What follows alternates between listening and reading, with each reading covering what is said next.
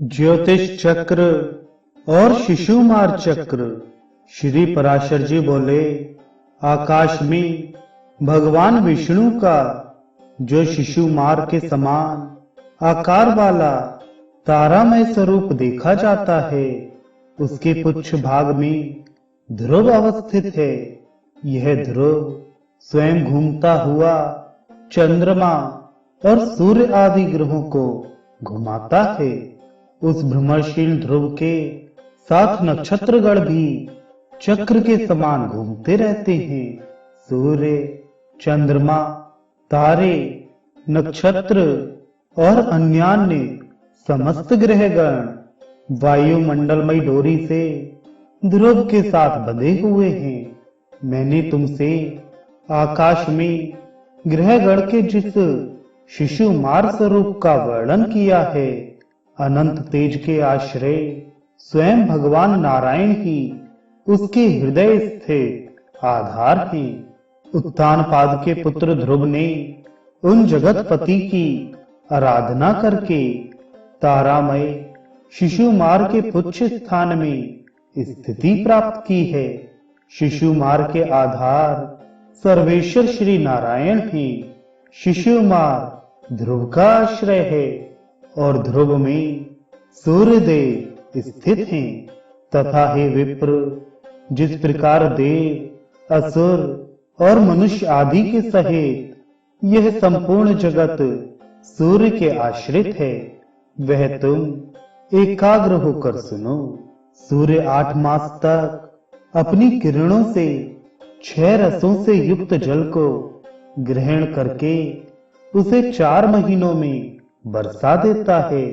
उससे अन्न की उत्पत्ति होती है और अन्न ही से संपूर्ण जगत पोषित होता है।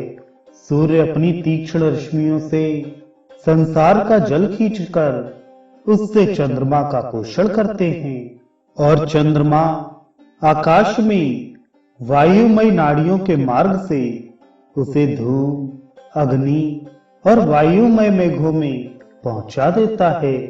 यह चंद्रमा द्वारा प्राप्त जल मेघों से तुरंत ही भ्रष्ट नहीं होता, इसलिए अभ्र कहलाता है। हे मैत्रेय, कालजनित संस्कार के प्राप्त होने पर यह अभ्रस्त जल निर्मल होकर वायु की प्रेरणा से पृथ्वी पर बरसने लगता है।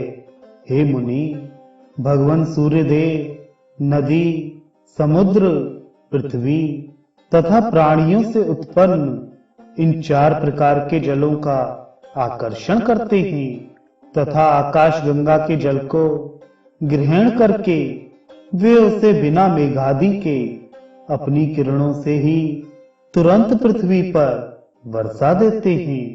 हे द्विजोत्तम, उसके स्पर्श मात्र से पाप पंख के धुल जाने से मनुष्य नरक में नहीं जाता, अतः वह दिव्य स्नान कहलाता है।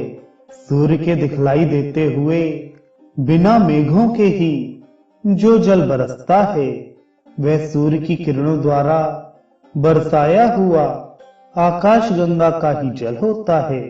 कृतिका आदि विषम नक्षत्रों में जो जल सूर्य के प्रकाशित रहते हुए बरसता है, उसे दिग्गजों द्वारा बरसाया हुआ आकाश गंगा का जल समझना चाहिए।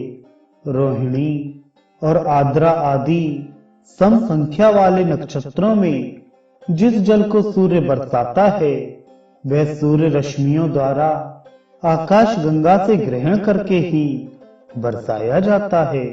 हे महामुनि, आकाश गंगा के ये सम तथा विषम नक्षत्रों में बरसने वाले दोनों प्रकार के जलमय दिव्य स्नान अत्यंत पवित्र और मनुष्यों के पाप भय को दूर करने वाले हैं। हे द्विज, जो जल मेघों द्वारा बरसाया जाता है, वह प्राणियों के जीवन के लिए अमृत रूप होता है और औषधियों का पोषण करता है। हे विप्र, उस वृष्टि के जल से परम वृद्धि को प्राप्त होकर समस्त औषधियां और फल पकने पर सूख जाने वाले गोधूम यव आदि अन्न प्रजा वर्ग के शरीर की उत्पत्ति एवं पोषण आदि के साधक होते हैं। उनके द्वारा शास्त्रवेद मनीषगण नित्य प्रति यथा विधि अनुष्ठान करके देवताओं को संतुष्ट करते हैं। इस प्रकार संपूर्ण यज्ञ, वेद, ब्रह्मणादि वर्ण, समस्त देव समूह और प्राणीगण वृष्टि के ही आश्रित हैं। हे मुनि श्रेष्ठ, अन्न को उत्पन्न करने वाली वृष्टि ही इन सब को धारण करती है तथा उस वृष्टि की उत्पत्ति सूर्य से होती है। हे मुनिवरोत्तम, सूर्य का आधार ध्रुव है, ध्रुव का शिशुमार है तथा शिशुमार के आश्रय श्री नारायण हैं। उस शिशुमार के हृदय में श्री नारायण स्थित हैं, जो समस्त प्राणियों के पालन करता तथा आदिभूत सनातन पुरुष हैं।